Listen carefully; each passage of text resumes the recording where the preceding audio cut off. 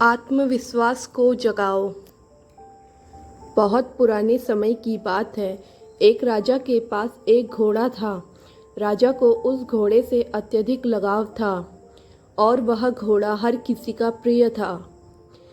घोड़ा बहुत साहसी, बुद्धिमान और समझदार था। उस घोड़े में चढ़कर राजा ने कई युद्धों में विजय प्राप्त की थी। जब घोड़ा बहुत छोटा था तब से ही उसे इस तरह से कुशल बनाया गया कि वो युद्धकला में निपुण हो गया था।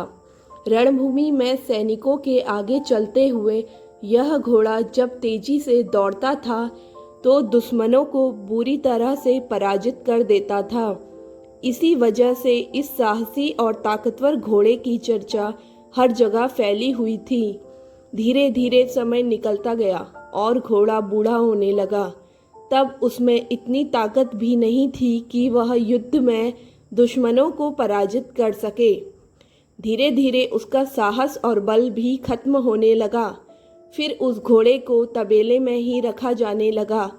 एक दिन घोड़े को बहुत ज़्यादा प्यास लग गई और घोड़ा तबेले से निकलकर पानी पीने के लिए एक तालाब के किनारे पहुंचा।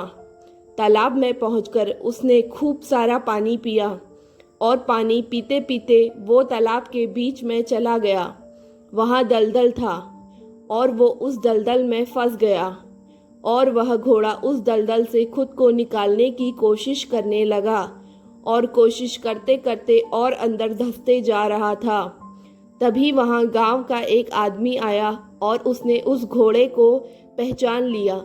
वह आदमी दौड़ दौड़कर राजा के महल में पहुंचा और उसने राजा को बताया कि आपका सबसे ताकतवर घोड़ा वहां दलदल में फंसा हुआ है। यह बात सुनकर राजा को बहुत दुख हुआ। राजा ने उसी वक्त महल के सभी सैनिकों को आदेश दिया कि जाओ और उस घोड़े को दलदल से बाहर निकालो।